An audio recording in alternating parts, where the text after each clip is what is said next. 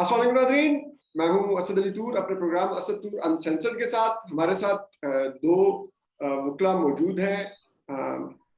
मुइज़ जाफरी हैं कराची से, ज़ैनब झंडुआ है इस्लामाबाद से। ज़ैनब इस केस में ये जो प्रेसिडेंशियल रेफरेंस था इसमें कहीं ना कहीं ये फ्रीक भी थे, इन लोगों ने भी अपने किए। तो हम इन दोनों हजरात से इस जो अभी फैसला आया है, यानी इस फैसला सॉरी कह रहे हैं, जो राय आई है सुप्रीम कोर्ट की 63A के ऊपर, उसकी एप्लीकेशन के ऊपर कि वो किस तरह अप्लाई होगा, इस पर इन दोनों से बात करेंगे, समझने की कोशिश करेंगे और ये भी समझने की कोशिश करेंगे कि इस राय के बाद क्या हमजा शहबाज सीएम पंजाब रहे हैं या नहीं रहे हैं, और अगर वो नहीं रहे हैं तो उनको किस तरह हटाया जाएगा, और अगर है तो उनकी अब भी अगर सीएमशिप चैलेंज हो सकती है तो वो क्या तरीकेकार होगा।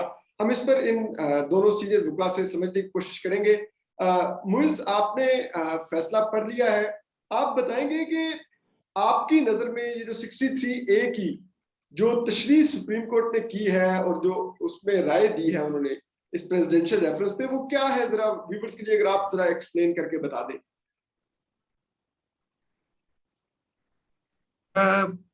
मेरे ख्याल में बिल्कुल इन नटशेल सुप्रीम कोर्ट ने खालिद जावेद खान साहब की जो डायनामिकली पढ़ा जाए और 63 के साथ पढ़ा जाए, 63A को, और ये एक नासूर है उसको सुप्रीम कोर्ट ने मनोवन तस्लीम किया है। सुप्रीम कोर्ट की मेजॉरिटी ने उसने इसको नासूर ही डिक्लेयर किया है कि आप अपनी पार्टी लाइन के खिलाफ अगर बढ़ते हैं तो आप एक सरतान का किरदार अदा करते हैं, और इससे गैर आइनी इकदाम जो है वो उठाए जा सकते हैं। हॉर्स ट्रेडिंग का उन्होंने लफ्ज में अगर हवाला दिया तो मैंने नोटिस नहीं किया, अभी अभी आपके भेजने के बाद ही सरसरी तौर पे पढ़ा है, लेकिन इशारा यही है कि ये गैर आइनी इकदाम होते हैं, गैर जमहूरी इकदाम को फरोग मिलती है इन हरकतों से।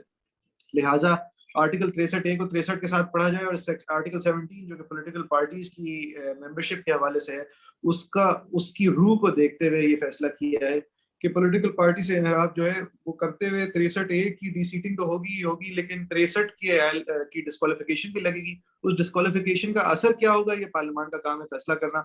ये तो फैसला किया है सुप्रीम कोर्ट ने, लेकिन सुप्रीम कोर्ट ने इन इफेक्ट ये फैसला करते हुए 63A को कम्प्लीटली इग्नोर कर दिया है। जो 63A एक स्पेसिफिक सिचुएशन ऑफ डिफेक्शन के लिए आइन के अंदर आर्टिकल मौजूद है, उसको उन्होंने कम्प्लीटली इग्नोर करते हुए दिए कि ये खुसूसी तौर पे एक स्पेसिफिक सिचुएशन को आंसर करने के लिए आइन के अंदर जो शिक थी, इसको आप दफा करें। और 63 वाली जो डंडे के जोर पे सियासी जमातें चलाई जाती हैं वो यहाँ पर भी लागू होगा, क्योंकि वरना इनकंसिस्टेंसी है, क्योंकि एक सेलिएंट फीचर है कॉन्स्टिट्यूशन का पॉलिटिकल पार्टीज के थ्रू रिप्रेजेंटेशन।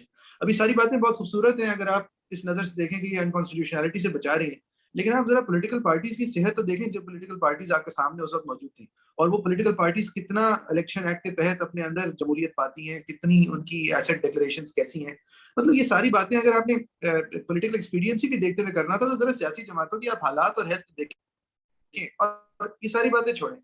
आप मुझे ये बताएं कि एक इंसान जमीर की आवाज असद अली तूर यूट्यूब पे उठा सकता है, लेकिन लाख लोगों के वोट लिए हुआ एक मेंबर पार्लियामान जो है वो अगर अपने जमीर को समझे कि इस वक्त दोबारा नहीं करता कि मैं अपने वजीर आजम का साथ मजीद दूं, और वो नो कॉन्फिडेंस का वोट देने जाता है, उसके पास और एवेन्यू क्या है? यानी वो वजीर आजम एक मोमेंट्री 5 ईयर डिक्टेटर बन गया। यानी सुप्रीम कोर्ट ने नो कॉन्फिडेंस के जो तरीके हैं, जिसके अंदर इनहेरेंटली अगर आप एक मेजोरिटी पार्टी है, सुप्रीम कोर्ट ने आज फैसला किया है कि अगर किसी अददी अक्सरियत किसी सियासी जमात को हासिल है तो नो कॉन्फिडेंस का जो आर्टिकल है वो लगता ही नहीं है उन पर। यही ये फैसला किया है, क्योंकि नो कॉन्फिडेंस मोशन अददी अक्सरियत वाली जमात के अंदर आपकी अपनी जमात के रहनुमाई आपके खिलाफ वोट देंगे ना। तो यानी सुप्रीम कोर्ट का ये फैसला है कि अगर अददी अक्सरियत थी आपके पास तो बहुत हद तक उन्होंने आर्टिकल 95 को बेअसर कर दिया है कि देखिए कंप्लीटली बेअसर कर वोट ही नहीं हो सकता। 63A को कंप्लीटली बेअसर कर दिया। देखिए आइन के अंदर से ये इसको कैंसर कहते हुए एक कैंसर की सर्जरी की है, और उन्होंने आइन के अंदर से ऐसी ऐसी चीजें तकरीबन इग्नोर कर दी हैं जो कि plain meaning of the constitution के खिलाफ जाती हैं। सीटिंग का लफ्ज था, उसका स्पिरिट साफ था। स्पिरिट ये था कि एक आदमी अगर अपने जमीर की आवाज जागने की वजह से एक काम करता है, उसके बाद वो उसकी सजा ये भुगतता है कि जिसके खिलाफ उसका जमीर जागा, यानी उसकी सियासी पेरेंट जमात, उसके साथ अब वो ना रहे और वो डीसीट हो जाए, और फिर उसकी सियासी पेरेंट जमात उसके खिलाफ कहीं कैंडिडेट खड़ा करे, तो फिर वो उसके खिलाफ लड़ के वापस अपने आप को या तो अपने कंस्टिट्यूएंट्स में सामने जाहिर करे, सुरखरू हो और जाहिर करे कि उसकी जमीर की आवाज जो थी उसकी कंस्टिट्यूएंट्स की आवाज थी, और अगर नहीं थी तो उसकी सियासी जमात से शुरू हो कि ये आदमी जो है इसने हमारे पीठ पे छुरा घोंपा था और देखे इसके अपने लोगों ने इन्हें माफ नहीं किया। मतलब जमहूरियत की ये कुछ पुर्जे हैं जो चलते इस तरह हैं। आपने अगर ये फैसला किया है इस कैंसरस बात का, तो यानी कि आपने पाकिस्तान को, ठीक है, गैर जमहूरी अमल से ही बचाने के लिए सही, जो आपकी रीजनिंग है, लेकिन फिर वो आर्टिकल 50 वो नो कॉन्फिडेंस का फिर तरीका क्या रह गया? यानी कि फिर हम 5-5 साल की क्लोज्ड एंडेड डिक्टेटोरियल रेजिम्स के अंदर आ जाए, जहां पे जो चाहे जो करे, यानी कि इमरान खान साहब का वाइल्डेस्ट ड्रीम अगर उनके पास मेजोरिटी आ जाए। तो मेरे ख्याल में ये जिस तरह माइनॉरिटी ओपिनियन ने कहा है कि ये सवालात जो है इनके जवाब 63A की प्लेन मीनिंग में मौजूद है, उसको पढ़ लें, इससे आगे बढ़ने की कोई जरूरत नहीं है। और ये जो बाकी आप लवाजमात इसके साथ जोड़ रहे हैं, जोड़ने की कॉन्स्टिट्यूशन में गुंजाइश नहीं है। मतलब ये जवाब होना चाहिए था इस प्रेसिडेंशियल रेफरेंस का, और इसको रिटर्न अनआंसर्ड होना चाहिए था, क्योंकि इसके अंदर क्लियरली पूछने के, लेकिन ये भी हम भूलते हैं, इसकी क्लियरली पूछने के पीछे एक मफाद था सियासी। ये जो सदर के थ्रू सवाल पूछा गया, इसके पीछे एक सियासी मफाद था, उसको भी तो देखते हुए आपने फिर जरा अपना हाथ रोकना चाहिए। बहरहाल एक फैसला आया है, उसकी डिटेल रीजंस बाद में आएंगे, देखेंगे। अच्छा ज़ैनब, मैं आपसे भी ये पूछ लूं कि इसमें जो लिखा हुआ है कि 63A के तहत कैन नॉट, जो वोट कास्ट होगा can not be counted and must be disregarded. अगर एक वोट काउंट ही नहीं हो रहा तो फिर वो बंदा डी सीट कैसे होगा? जुर्म तो वो है जो मैं जुर्म करूं और उस जुर्म की सजा भुगतूं, लेकिन मेरा जुर्म होने ही नहीं दिया गया, तो फिर मैं डी सीट कैसे होऊंगा? ये मैं, अगर आप हमें समझा सके जो इसमें ये कहा गया, ये क्या ये फिर बनेगा उस तरह से डी सीट होना?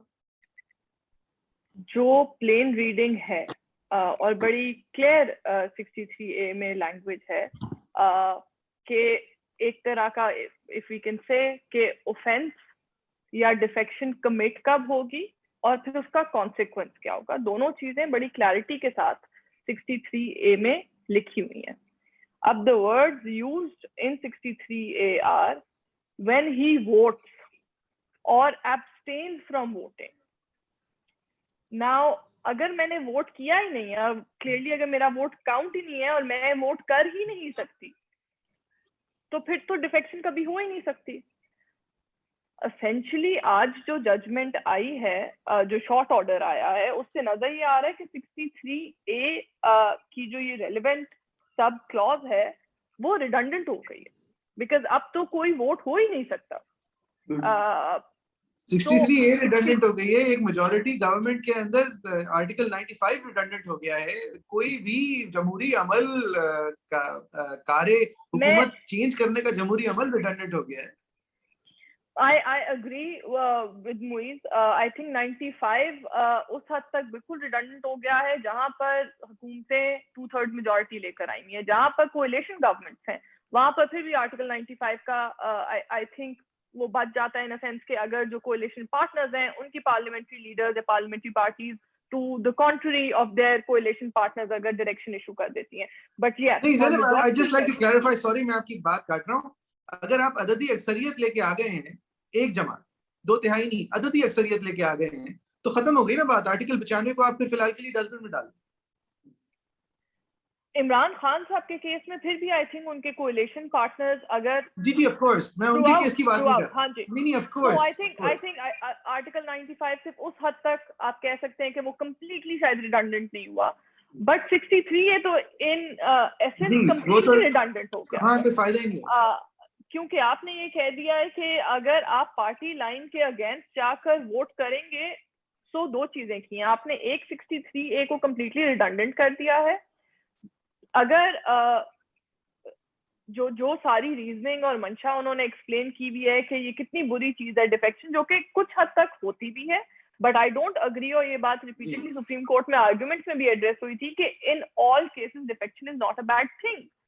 तो बट हम अस्यूम कर भी लेते हैं कि ये डिफेक्शन इतनी बुरी चीज है, तो कॉन्स्टिट्यूशन फिर कह देता ये बात जो आज सुप्रीम कोर्ट कह रही है। कॉन्स्टिट्यूशन, अगर कॉन्स्टिट्यूशन ने रिकग्नाइज किया है कि ये चीज होती है और इसका इलाज ऐसे है, तो फिर आप ये कैसे कह सकते हैं कि ये ऐसे होना चाहिए कि ये एग्जिस्ट ही ना करे? अगर वो एग्जिस्ट ही नहीं करनी चाहिए तो why is it there in the constitution? अगर कॉन्स्टिट्यूशन इस चीज का इलाज स्पेसिफिकली ना भी करता, लेकिन लफ्ज डी सीट के बजाय डिस्क्वालीफाई कह देता, तो भी ये 63 के साथ जोड़ना और ये इसको सब कुछ एक कंपाउंड फ्रैक्चर की तरह पेश करना समझ आती। लेकिन एक लफ्ज यूज हुआ है डी सीट, वो किसी वजह से यूज हुआ है ना। डिस्क्वालीफाई का लफ्ज पहले भी यूज हो रहा था, कंट्रोल सी कंट्रोल वी करके वही लफ्ज वापस लगा देते।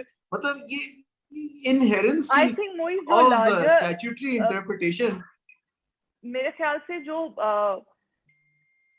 एटलीस्ट जो कोर्ट की ऑब्जर्वेशंस में चीज नजर आ रही थी, एक व्यू था मेजॉरिटी ऑफ द मेंबर्स का ऑन द बेंच के deseating is not actually a penalty. ये पेनल्टी थोड़ी होती है डी सीट हो जाना। जो उन्हें बताया गया कि डी सीट एक सियासतदान के लिए तो शायद मौत के बराबर है कि आपको वापस इलेक्शन फेस करना पड़ेगा, उसके फाइनेंशियल कॉन्सिक्वेंसेस भी होते हैं, उसके पॉलिटिकल कॉन्सिक्वेंसेस भी होते हैं। इफ द अजम्पशन इज के हर वोट आपको पॉलिटिकल पार्टी का, हम इस particularly in a country like Pakistan जहाँ पे इलेक्टेबल्स का कॉन्सेप्ट है, इमरान खान साहब ने अपने लोगों को टिकट नहीं दिए थे, थ्रू आउट कहा था कि मुझे इलेक्टेबल्स की तरफ जाना पड़े बिकॉज वोट इनको मिलते हैं। तो वो इलेक्टेबल्स के तो अपने वोट होते हैं, वो इमरान खान के या नवाज शरीफ के या जरदारी साहब के तो वोट नहीं है। सो ये इस अजम्पशन पे ऑपरेट करना कि हर वोट एक पॉलिटिकल पार्टी का वोट है and consequently if you go against it, so that's the end of your political culture. Political parties को उनकी रियलिटीज से हटके देखना। आप पॉलिटिकल पार्टीज की हालात देखें, अगर आपने कॉन्स्टिट्यूशन को एक रोबस्ट, तो फिर वो रोबस्ट इंटरप्रिटेशन की रियलिटी तो देखेंगे। वो एक शरीफ यूनाइटेड, एक जरदारी यूनाइटेड, एक इमरान खान यूनाइटेड अगर बनी हुई है, उसकी फंडिंग के वो हालात हैं जो आपके सामने हैं, उसकी लकूने इन फाइनेंसिंग जो कि पार्टीज डिस्क्वालीफाई कर सकती है, वो इस नहज पे है कि जो सबसे साफ पार्टी है वो डिस्क्वालीफाई होने जा रही है अकॉर्डिंग टू इटसेल्फ। जो जिसके अंदर इंटरनल इलेक्शंस एक दफा हुए थे तो ऐसे हुए कि जो उनके इंटरनल इलेक्शन कमिश्नर थे उन्हीं को पार्टी से निकाल दिया गया। और ये बेस्ट सूरत हाल है पीटीआई की मैं बता रहा हूँ, जहाँ पे जिनके चेयरमैन इतने आकिल थे कि उन्होंने फैसला किया था चले जी इलेक्शंस कराऊंगा मैं अपनी पार्टी के अंदर, और एक जनरल इलेक्शन की एक कोशिश और मोमेंटम गवा दिया था इस इलेक्शन के चक्कर में। और वो इमरान खान साहब ने फिर तौबा कर ली, उन्होंने भी कभी इंटरनल इलेक्शन नहीं कराया। आपको मुझे पता नहीं आपने देखा हो कभी वो ग्रैंड ऑडिटोरियम में जब पीएमएल नून इलेक्शन कराती है, तो उससे बड़ा फार्स तो मेरे ख्याल में विलेज काउंसिल में भी नहीं होता। और उसके अलावा ये पीपल्स पार्टी का जो जनरल इलेक्शन होता है वो बस होता है इंटरनली, उसके अंदर उसके भी कुछ मेयार होते हैं जो कि आप अगर देखेंगी तो आप उनको निहिलिस्टिक, आप उनको कम से कम नेपोटिस्टिक तो कहेंगे। अब ये मद्देनजर रखते हुए एक robust interpretation of the constitution आती है कि नहीं, आप उनके मातहत हैं, आप उनकी सवाबदीदी, आपकी कोई सवाबदीदी इख्तियारात नहीं है। आप अपने इलेक्टोरेट के अगर 40,000 वोट खुद लेके आते हैं और वो आपको 30,000 का तड़का लगाते हैं, तो वो 30,000 का तड़का आपके 40,000 के वोट्स पे हावी है। वो आपके हर फैसले हर फैसले के अंदर उनकी अव्वल राइट है, और वो इसलिए कि आप एक सियासी जमात का हिस्सा है और पाकिस्तान के अंदर इजहार, एक कलेक्टिव इजहार राय का सेलिएंट फीचर है सियासी जमात। उस सियासी जमात का जरा हाल तो देखें। नहीं, आप ठीक कह रहे हैं। और इसमें वो भी एक बात है कि जो लोग आजाद जीत के उस सियासी जमात में का हिस्सा बने बाद में, तो उनका भी इस तरह तो फिर वो आउटराइटली उनके पास तो टेक्निकली उस सियासी जमात का मैंडेट नहीं था, वो तो अपने वोट बैंक पे जीत के आए थे। लेकिन इसमें एक चीज बताइएगा, ये जस्ट वन पॉइंट ये आपने भी हाईलाइट किया और जनरल ने भी किया है, ये डिसरिगार्ड करता है कंस्टिट्यूएंसी पॉलिटिक्स की एक बहुत बुनियादी जुज को। ये डिसरिगार्ड करता है कि एक आदमी क्या मेहनत करके किस बलबूते पे क्या कहकर इलेक्ट होता है। ये एक इनहेरेंट इग्नोरेंस है, एक इनहेरेंट सिंप्लिफिकेशन है process of political, process of the electorate को। ये उस सोच की एक्सपेंशन है कि ये सियासतदान चोर होते हैं, बेवकूफ होते हैं, गंदे होते हैं, ये सादे होते हैं, और ये इनको अक्ल हमें दिलाना जरूरी है। हाँ, ये बिरयानी में बिक जाता है, पांचों चीजें मतलब सादा सी जी जी। अच्छा, अब मुझे ये बताइए मुइज़ के ये जो अब एक तशरीह सुप्रीम कोर्ट ने कर दी है, ये क्या माजी पे भी एप्लीकेबल होगी या फ्यूचर में अगर कोई इस किस्म का आएगा केस, कोई डिफेक्शन होगी तो उसके ऊपर ये एप्लीकेबल होगी? नहीं, मेरे ख्याल में अगर आपका सवाल हमजा शहबाज के हवाले से है तो ये एप्लीकेबल हमजा शहबाज के सिनेरियो पे होनी चाहिए, और इस तरह ऑटोमेटिकली नहीं होनी चाहिए, क्योंकि हमजा शहबाज के सिनेरियो के अंदर एक कोर्ट ऑफ लॉ या एक इलेक्टोरल कमीशन के प्रोसेस के अंदर ये चीज तो जरूरी होगी ना कि जो उनकी तरफ से आर्गुमेंट है कि इन्होंने तो कोई फॉर्मल उनको हिदायत ही नहीं दी पार्टी ने, यानी कि सुप्रीम कोर्ट ने आज कह दिया कि डिफेक्शन का अलग ऐलान फैसला होने की देर नहीं हो जरूरी। शहबाज वाले केस के अंदर उनका तो कहना यह है कि इतना केओस था कि कोई एक्चुअल पोजीशन ली ही नहीं गई पार्टी की तरफ से। तो वहां पे इस आज के फैसले को मजीद जरा एक्सपैंड होने की जरूरत होगी कि वो वहां पे फैसला हो कि नहीं जी साफ आया था कि पार्टी का कैंडिडेट कौन था, पार्टी के कैंडिडेट के खिलाफ अगर आपने वोट दिया तो खिलाफ वोट दिया। और मेरे ख्याल से हमजा शहबाज अगर कोई भी कोर्ट ऑफ लॉ के अंदर ये चैलेंज होगा तो हमजा शहबाज जो है वो अपने कारपेट टाइप वेस्ट कोट्स लेके घर जाएंगे। आप क्या समझती हैं ज़ैनब के क्या ये हमजा शहबाज इस ओपिनियन के बाद क्या जो उनको जो पीटीआई के वोट मिले हुए हैं क्या वो वोट अब शुमार नहीं होंगे, हमजा शहबाज मेजॉरिटी लूज कर देंगे और वो अब सीएम नहीं रह सकेंगे, क्या ये होगा? या इसके लिए किसी कोर्ट ऑफ लॉ में पहले जाना पड़ेगा पीटीआई को, वहां पे चैलेंज करना पड़ेगा, ये ओपिनियन सामने रखनी पड़ेगी, वो कोर्ट ऑफ लॉ फिर अगर वोटों को स्ट्राइक डाउन करेगी तो फिर हमजा शहबाज कर देंगे, क्या होगा? I think realistically speaking Asad ये ओपिनियन है एक सुप्रीम कोर्ट का जो वापस प्रेसिडेंट को जाएगा। ओपिनियन बाइंडिंग है of course.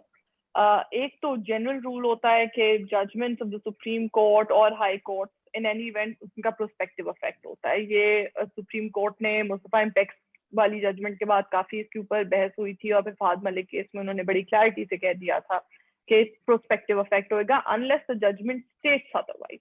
So we'll see कि detailed order में क्या आता है, but once again this is an opinion, it's not a judgment. लेकिन ओपिनियन बाइंडिंग I don't होगी। think जी बाइंडिंग है। अब दूसरी चीज ये कि रियलिस्टिकली स्पीकिंग हमजा शहबाज साहब ये बात मान के सलूट मार के घर तो नहीं चले जाएंगे, पीटीआई हुकूमत में है नहीं, उन्हें इवेंचुअली कोर्ट में ही आना पड़ेगा। अब again we come back to जो हम बात पहले कर रहे थे कि क्योंकि ये जो अब सुप्रीम कोर्ट ने बात की है ये कॉन्स्टिट्यूशन में लिखी हुई तो नहीं है, वो ये उनके शॉर्ट ऑर्डर से जो मुझे कहानी समझ में आ रही है, it's more like this is how it should be because you want to end defection. It's not what it is written in the constitution. If it's not written in the constitution, in other words they are rewriting the constitution. So I would say that they're essentially penning down their wishes of how the constitution should look like. जजेस ने अपनी ख्वाहिश का इजहार किया कि आइन को यूं होना चाहिए है चाहे नहीं ऐसे नहीं। और जो लीगल टर्म्स में बात करें शॉर्ट ऑर्डर है जी, अगर हम बिल्कुल लीगल टर्म्स में बात करें तो I think the supreme court and people who would agree with the opinion are going to say this is purposive interpretation of the constitution. I would disagree. I think it's a little beyond purposive interpretation of the constitution. Having said that, अब क्योंकि 63A में क्योंकि पता नहीं है कि जो तो उसमें एग्जैक्ट कॉन्सिक्वेंस स्टिपुलेटेड है जो कि डी सीटिंग है उसका तो प्रोसीजर भी प्रिस्क्राइब्ड है कि पार्टी हेड के पास जाएगा, वो पार्टी हेड हो सकता है आपकी एक्सप्लेनेशन मान जाए तो वो आगे भेजेगा ही नहीं स्पीकर को, तो वो तो सब कुछ इलेबोरेट हुआ है। अब एक ऐसा कॉन्सिक्वेंस जो कॉन्स्टिट्यूशन में था ही नहीं और वो आज हमें शॉर्ट ऑर्डर के थ्रू पता चला है, उसके अब फिर दो इससे इश्यूज अराइज होते हैं। एक ये कि एक लॉ उस टाइम पे एग्जिस्ट करता ही नहीं, this is essentially supreme court creating law if I can say that, या a consequence which they have stipulated for the first time. और इसके ऊपर भी जजमेंट्स हैं कि एक है सिंपल इंटरप्रिटेशन और एक है ऐसी इंटरप्रिटेशन जो कि फॉर द फर्स्ट टाइम आ रही है, तो उसका तो वैसे ही प्रोस्पेक्टिव इफेक्ट होता है। अब अगर एक ऐसी इंटरप्रिटेशन आई है जो इससे पहले क्लियरली नहीं थी, व्हिच इज व्हाई रेफरेंस भेजा गया था, ओपिनियन कॉन्स्टिट्यूशन इंटरप्रिटेशन के ऊपर क्लियर नहीं था एंड भेजा गया था, तो अगर ये पहली दफा आई है तो on the day that voting took place ये एग्जिस्ट नहीं करता था, तो क्या वो कॉन्सिक्वेंस बैकडेट में अप्लाई हो सकता है, नहीं हो सकता। और दूसरा ये सुप्रीम कोर्ट को फिर अपनी डिटेल्ड जजमेंट में प्रोबेबली इसका प्रोसीजर भी फिर पूरा बताना पड़ेगा, बिकॉज कॉन्स्टिट्यूशन तो क्योंकि इन्विजिट नहीं करता तो वो इसके ऊपर साइलेंट है। कॉन्स्टिट्यूशन कुछ और कहता है। मुइज इस टाइम पे मुइज इस टाइम पे जितनी भी बात करें, I think it's going to be speculative. Realistically speaking, I think it will end up back in court. It's going to be or the other because it's going to be speculative because the decision itself. Ji, अच्छा, it's going to be speculative without procedure because we are yet to see the speculation and procedure that led to it because the constitution says something else. Muiz एक तो judgement होती है, एक होती है opinion. Presidential reference में तो opinion होगी, तो क्या ओपिनियन का भी रिव्यू हो सकता है, उसको चैलेंज किया जा सकता है? मुझे ये टेक्निकलिटीज में आई कांट रियली, देखिए हर गलती का रिव्यू होना चाहिए, हर गलती का अजाला होना चाहिए, if there is an error floating on the face of the record, लेकिन यहाँ पे ऐसी गलती नहीं है, देयर इज नथिंग फ्लोट, अगर होता भी इसके अंदर रिव्यू तो उसका भी there is no error floating on the face of this record, firstly, secondly because it is an opinion of the court, if the opinion you feel has been is not to your liking, then deal with it, but you've asked for an opinion.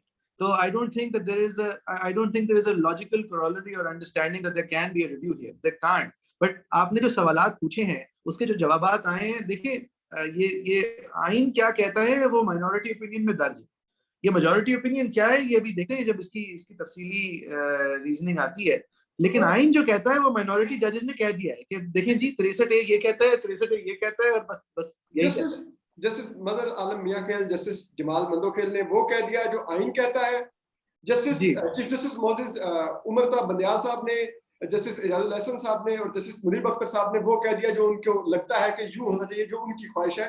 तो क्या फिर जो जी अगर मैं यहाँ पे हाँ कह दूंगा तो एक सेकंड, यहाँ पे अगर हाँ कह दूंगा तो जरा मसला हो जाएगा, आपको नहीं मुझे ज्यादा, तो ये मैं कह दूंगा कि ये तीनों जज साहब मोअज़्ज़िज़ जज साहिबान ने ये कह दिया है जो आइन की उनकी नजर में रूह के मुताबिक आइन की पर्पसिव इंटरप्रिटेशन होनी चाहिए, लेकिन ये कहते हुए मेरी नाकिस राय में उन्होंने आर्टिकल 96-95 को रिडंडेंट किया है, उन्होंने 63A को रिडंडेंट किया है, और उन्होंने understanding of political parties and first past the post constituency systems को डिसरिगार्ड किया है।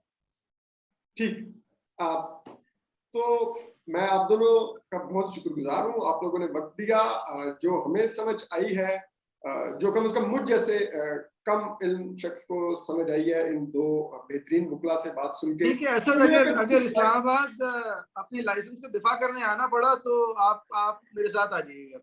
ठीक है, वो जाहिर बात है, ये मैं अपनी राय दे रहा हूँ ना, एक जाहिर बात है, मेरी भी छोटी मोटी राय है, तो उसके मुताबिक तो ऐसे लग रहा है कि 3 जजेस ने अपनी ख्वाहिश के मुताबिक एक नया एक प्रोसीजर डिसाइड किया है, जिसके लिए शायद फिर अब जो डिटेल जजमेंट आएगी उसमें पता चलेगा। असद की राय है जी, ये मेरी राय है, ये असद अली तूर की राय है। सिर्फ जजमेंट पे क्रिटिसिज्म किया है, किसी को कोई मोटिव्स और इंटेंशंस हमने बिल्कुल कोई इंप्यूट नहीं की यहाँ पर, जस्ट टू क्लैरिफाई। जी मैं ज़रा से मुत्तफिक हूँ, और बाकी सारी असद की राय बिल्कुल वो मेरी राय है। मैं आप दोनों की इस राय से भी मुत्तफिक हूँ कि ये मेरी राय है।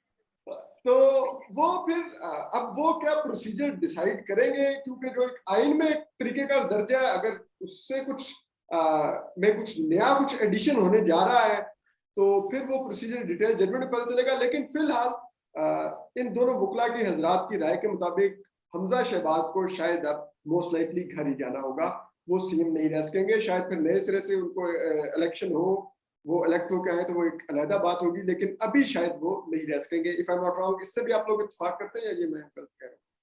नहीं, ऑटोमेटिकली हमजा शहबाज नहीं जाएगा, नहीं हमजा शहबाज ऑटोमेटिकली नहीं जाएगा, और अल्टीमेटली लेकिन मैं कह रहा हूं उनको जाना पड़ेगा, और ये मामला नए सीएम के इलेक्शन की तरफ है। जी, अगर सुप्रीम कोर्ट की ओपिनियन की बाइंडिंग नेचर देखें तो हालांकि डिस्क्वालीफाई ना करेंगे उनके खिलाफ वोट करने वाले को, लेकिन उनका वोट डिसरिगार्ड जरूर हो जाएगा, जिसकी वजह से ये इलेक्टोरल प्रोसेस जो है वो उसके अंदर एक स्पैनर जरूर आ जाएगा। ये मेरी राय है, बगैर उस सजा के, डीसीटिंग और डिस्क्वालिफिकेशन के। लेकिन फिर भी सुप्रीम कोर्ट का ये ओपिनियन यहाँ तक तो बाइंडिंग है कि ये नासूर है और सरतान है डेमोक्रेटिक प्रोसेस को, और इनका वोट काउंट नहीं किया जा सकता। How do you get around that? और बाय द वे सॉरी, मैं जाते एक चीज पूछ लूं कि क्या कल जो पंजाब असेंबली के मेंबरान पे जो इलेक्शन कमीशन का फैसला आना है, उनकी जिन्होंने डिफेक्शन की हुई है, क्या उनके ऊपर ये ओपिनियन अब इलेक्शन कमीशन कंसीडर करेगा वो फैसला देते वक्त? पोटेंशियली कर सकता है जी, करना चाहिए, क्योंकि इसके ऊपर मेरा व्यू थोड़ा सा है कि प्रोस्पेक्टिव इफेक्ट होना चाहिए जो जनरल प्रिंसिपल अप्लाई करता है। लेकिन प्रोस्पेक्टिव इफेक्ट जो है वो पेक्यूनियरी इश्यूज का प्रोस्पेक्टिव इफेक्ट हो सकता है ना, कि ठीक है आपको ये पता नहीं था लिहाजा आप डिस्क्वालीफाई नहीं होंगे, लेकिन जो प्रोसीजरल डिफेक्ट आपने अपने अननोइंग कैंसर से कॉज किया उसको तो हम क्योर कर सकते हैं फिर भी, मतलब it is not outside the scope of understanding that such. I understand your point and I think there is a good case जो आप बात कर रहे हैं, that's an argument that you know people can make। मेरा personal opinion ये है कि सुप्रीम कोर्ट ने मुस्तफा इम्पैक्ट में भी जो था वो प्रोसीजरल बात थी कि क्या फेडरल कैबिनेट से अप्रूवल हुई है, और उन्होंने कह दिया कि उसका प्रोस्पेक्टिव इफेक्ट होएगा। So that's my opinion. Having said that, मेरे ख्याल से पंजाब में तो काफी ज्यादा चीज डिटरमिन होएगी ईसीपी के सामने जो मटेरियल आया है कि एक्चुअली पार्लियामेंट्री पार्टी ने कोई डायरेक्शन इशू भी की हुई थी या नहीं की थी। Direction he that is the case, तो फिर इस ओपिनियन का कोई उसके ऊपर कोई कॉन्सिक्वेंस नहीं होएगा मेरे ख्याल से। जी शुक्रिया, बहुत शुक्रिया आप दोनों हजरात का। आपने सुना, हमने थैंक यू वेरी मच की जो थी वो हमने आपको बताई। 63A की जो सुप्रीम कोर्ट की राय आई है। अपना ख्याल रखिए, सलामत रहिए, अल्लाह हाफिज। Thank you Asad. Thank you.